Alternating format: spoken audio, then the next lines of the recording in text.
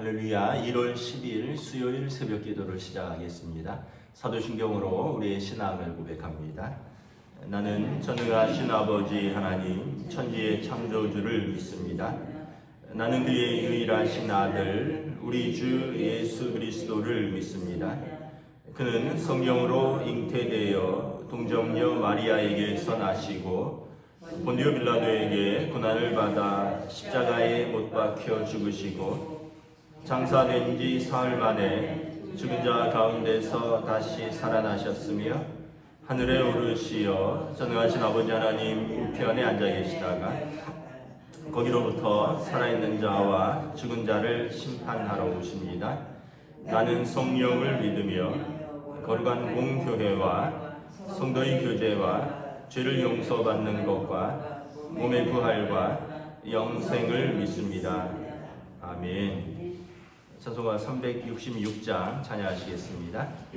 찬송가 366장입니다.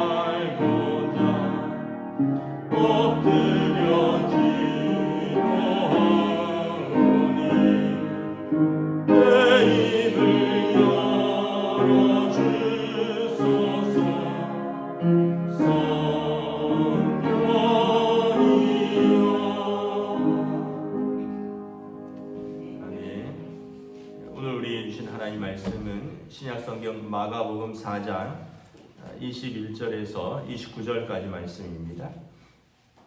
신약성경 마가복음 4장 21절에서 29절까지 말씀입니다. 다 찾으신 줄 알고 저 여러분들이 한 절씩 교도하겠습니다. 마가복음 4장 21절에서 29절입니다. 또 그들에게 이르시되 사람이 등불을 가져오는 것은 말 아래나 평상 아래 두려 함이냐 등경 위에 두려 함이 아니냐 드러내지 하지 않고는 숨긴 것이 없고 나타내려 하지 않고는 감추인 것이 없느니라. 들을 귀 있는 자는 들으라. 또 이르시되 너희가 무엇을 듣는가 스스로 삼가라.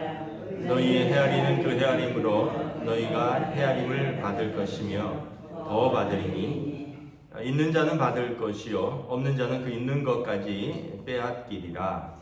또 이르시되 하나님의 나라는 사람이 씨를 땅에 뿌림과 같으니 그가 밤낮 자고 깨고 하는 중에 씨가 나서 자라되 어떻게 그리 되는지를 알지 못하느니라. 땅에 스스로 열매를 맺되 처음에는 싹이요 다음에는 이삭이요 그 다음에는 이삭의 충실한 곡식이라. 열매가 익으면 곧 낫을 되나니 이는 추수 때가 이르렀음이라. 또 이르시되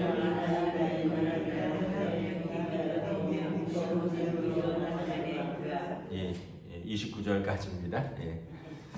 할렐루야. 오늘도 새날을 주셨습니다. 우리 주님께서 은혜와 평강 주시기를 축복합니다. 눈은 녹은 것 같은데 살짝 얼어 있어요. 날씨가 영하라서. 그래서 길 다니실 때 조심조심하셔야 됩니다. 오늘 말씀은 몇 가지를 말씀하죠. 첫째는 21절에 보면 등불을 가져오는 것은 말 아래나 평상 아래, 그러니까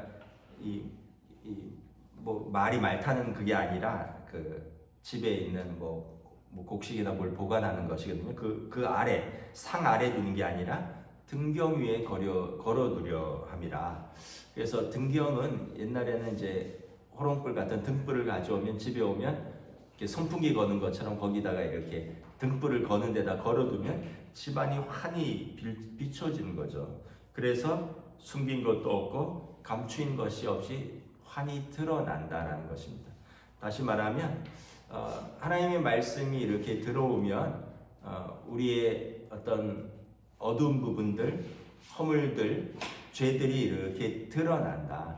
그래서 그것이 우리를 밝게 비춘다라는 거죠. 그런 면에서 여러분 두 가지를 생각해 볼 수 있는데, 첫째는 뭐냐면 말씀에 노출되는 것을 두려워하지 말아야 된다라는 거예요. 왜냐하면 말씀에 노출되면 사실은 말씀이 우리에게 은혜와 위로도 주지만 때로는 하나님의 말씀은 살아있고 운동력이 있어 좌우의 날선 어떤 것보다도 예리하여 우리의 영과 혼과 관절과 골수를 찔러 쪼개고 나누기까지 한다 말씀하잖아요. 그래서 말씀이 우리의 어떤 연약한 부분들을 드러내고 또는 우리의 죄된 부분들을 찌를 때 감출 것이 아니라 이렇게 밝히 드러내서 쉽게 얘기하면 고침을 받고 치유함을 받는 것이 좋다라는 거죠. 그래서 이걸 드러내려 하지 않고는, 또 나타내려 하지 않고는 숨기거나 감추인 것이 드러나지 않는다. 우리가 말씀으로부터 자꾸 숨으면 나타나지 않는 거예요. 감추어지는 거예요. 그런데 우리가 이 빛 대신 말씀 앞에 우리가 이렇게 드러나면 말씀이 우리를 치료하고 또 우리를 고치고 결국은 우리가 더 나아지는 것이죠. 두려워할 것이 아니라 빛 앞으로 나아오는 것입니다. 그래서 예수님께서 요한복음에 세상에 참 빛이 오셨는데 자기 백성이 영접지 아니하였다.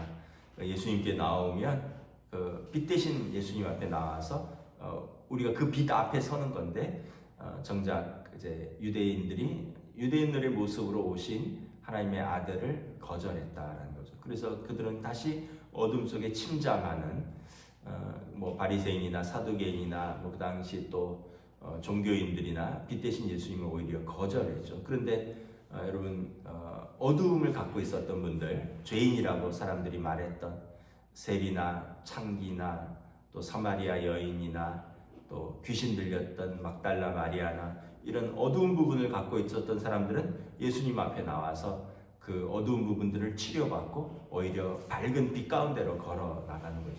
근데 바리새인이나 뭐 사두개인들이나 서기관들은 이 사람들은 평소에 자기들이 빛 가운데라서 살고 있다라고 했지만 정작 참빛인 예수님을 거절하고 십자가에 못 박았고 그들의 신앙생활은 계속해서 외식적으로 그리고 하나님 보실 때 어두움 가운데 있다라는 것입니다.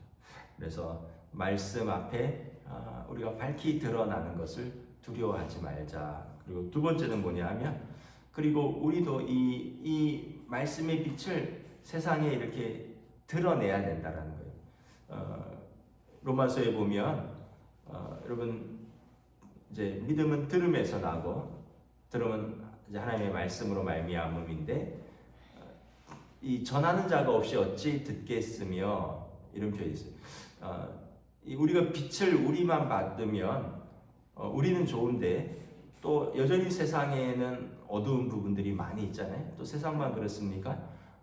우리 주변에서 모여서 어둡다라는 표현은 영적으로 말하는 것입니다. 뭐 그 사람의 일반적인 상태를 말하는 게 아니라 우리가 하나님을 알지 못하면 영적으로 어두운 것이죠. 하나님의 형상인데 하나님의 형상으로 지음받은 사람이 하나님을 알지 못하면 영적으로 어두운 것이죠. 그분들에게 빛을 이렇게 전해야 될 사명이 있는 거죠. 그래서 예수님께서 마태복음 28장에 땅끝까지 이르러 내 증인이 되라. 너희 가서 모든 사람으로 제자를 삼고 아버지와 아들과 성령의 이름으로 세례를 주고 내가 너희에게 가르친 것을 전하여 지키게 하라 분부하신 것이죠. 왜냐하면 우리가 받은 빛을 또 세상에 전할 사명이 있다는 것입니다. 두 번째는 이제 24절 25절에 보면 그래서 빛 대신 말씀을 듣는데 또 이 분별력이 있어야 된다는 거죠. 스스로 삼가하고 그 헤아림으로 또 헤아림을 받을 것이기 때문에 잘 듣고 우리가 또 있는 자는 더 얻을 것이고 없는 자는 빼앗기리라. 이것은 어떤 면에서 보면 이 말씀을 잘 듣는 분별력을 말하는 것입니다. 여러분 요즘 이렇게 이단들이 많잖아요. 우리나라에 아마 그 어떤 정확한 그 어떤 통계인지는 모르겠지만 전 세계 이단 중에 우리나라가 제일 많대요. 이유 중에 하나가 우리나라 사람들이 종교성이 있고, 왜냐하면 옛날부터 우리나라는 좀 무속 종교가 있었잖아요.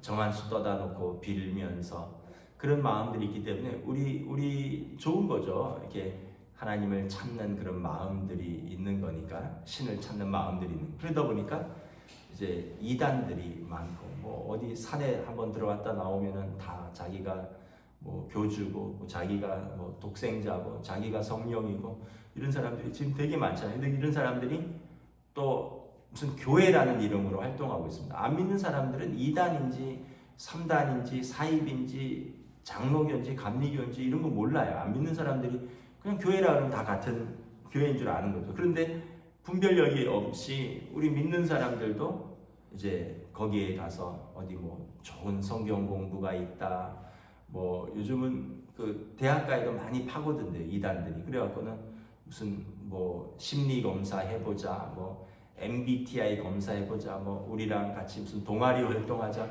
그래갖고는 처음에는 되게 호감 갖고 매력 있게 다가와서는 나중에 보면 그게 이단으로 무슨 성경 공부로 인도하고, 성경 공부를 잘못 인도하니까 이단이죠. 이단이 달을 이의 끝단이잖아요. 끝이 다른 거잖아요. 처음에는 예수님이 얘기하는 거 한 것 같은데 맨 마지막에 가보면 그래서 그분이 뭐 과천에 계시고요, 그분이 뭐 여자분이고요, 뭐 그런데 이제 사람들이 분별력이 없으면 그 막 끌려가는 거죠. 그래서 여러분 무엇을 듣는지 스스로 삼가할 수 있는 분별력이 있어야 되고요. 또 너희의 헤아리는 그 헤아림으로 우리가 판단을 받을 것입니다. 우리가 잘 듣고 또 잘 분별하고 또 잘 살아가야 되는 영적인 분별력을 가져야 되는 이유인 것입니다.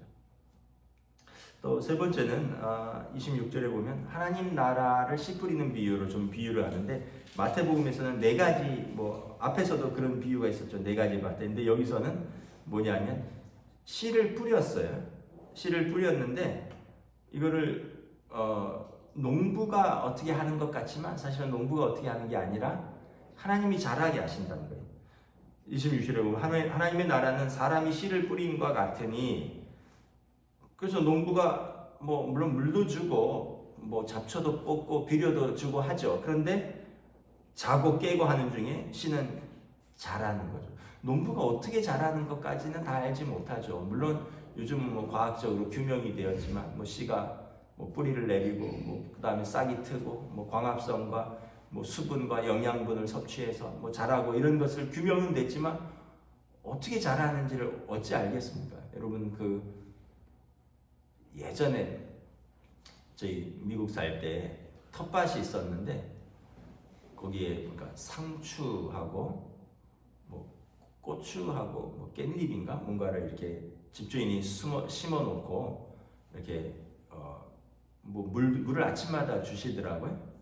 그리고 나서는 제가 신기한 건 분명히 한 주 전에 땄는데 또 자라 있더라고요. 상추인가 이거는 굉장히 잘 자라는 것 같더라고요. 그래갖고는 그 주인이 따서 자기도 드시고 우리도 조금 줬던 것 같은데 그 제가 보면서 좀 신기했던 게 야 이거 한 번 심어놓고 계속 따먹네. 1년 내내 따먹네. 그 캘리포니아는 날씨가 좀 온화하거든요. 그러니까 뭐 한겨울 빼놓고는 계속 따먹는 것 같더라고요.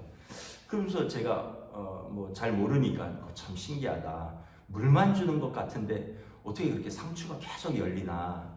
사실 우리가 뭐 물 주는 건 우리가 아는 거고 또 땅도 이제 가끔 제가 보면 이제 겨울이나 한 번씩 땅을 이렇게 갈아주고 뭐 땅을 뭐 섞어주기는 하더라고요. 근데 그거는 마땅히 농부가 해야 되는 일이고 자라는 그 과정은 하나님이 다 관여하시는 거예요. 그래서 땅이 스스로 열매를 맺는 것 같고요. 처음에는 이삭이 열리고 그 다음에 곡식이 열리고 열매가 있으면 낫을 베서 추수한다.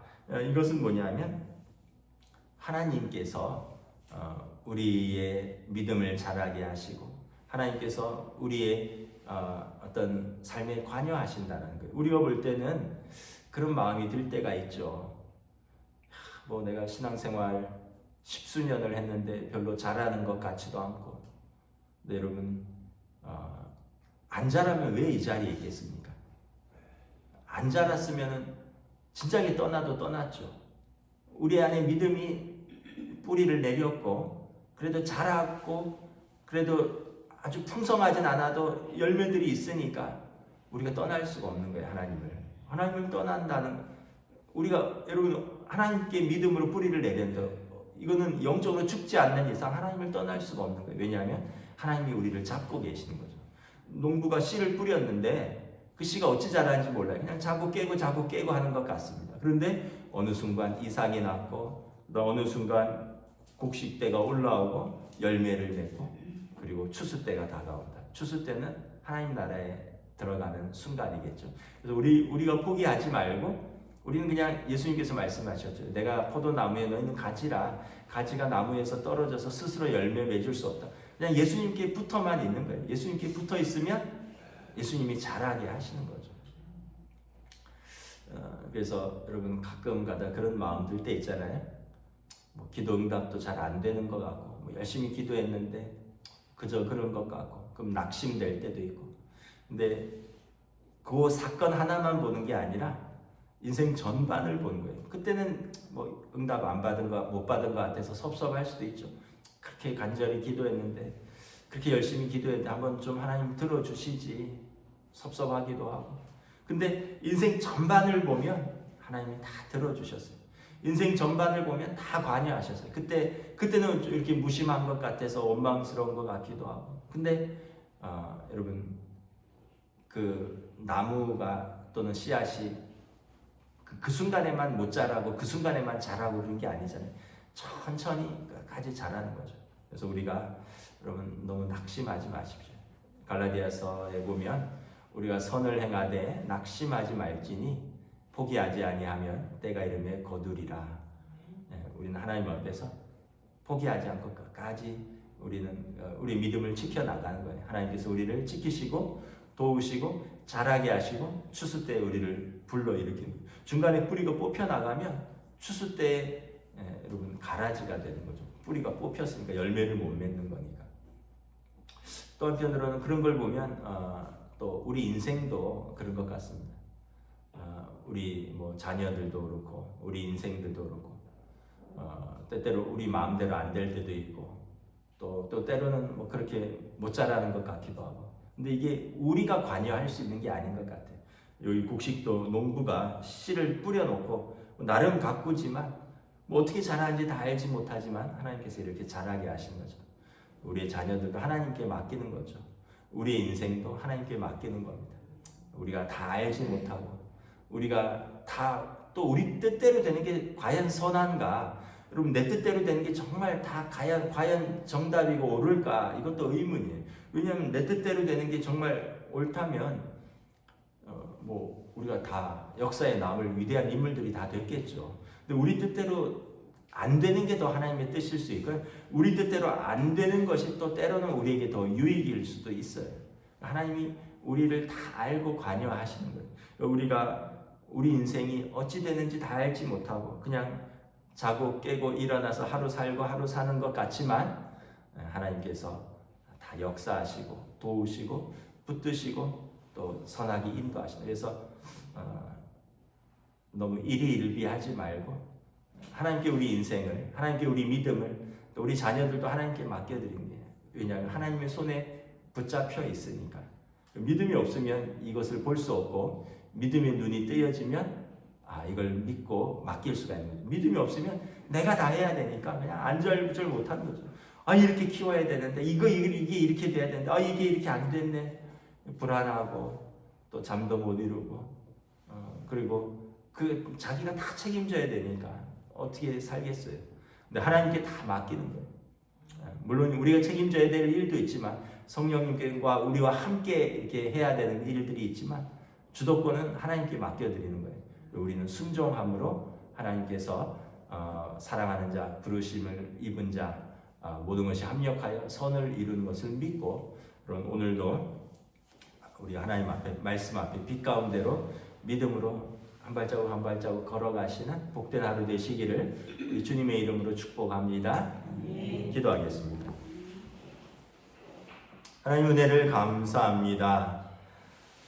참 우리의 삶을 보면 하나님께서 우리를 사랑하시고 우리를 부르시고 우리를 하나님의 자녀 삼아 주신 것이 얼마나 감사한가. 새삼 하나님의 은혜를 고백합니다.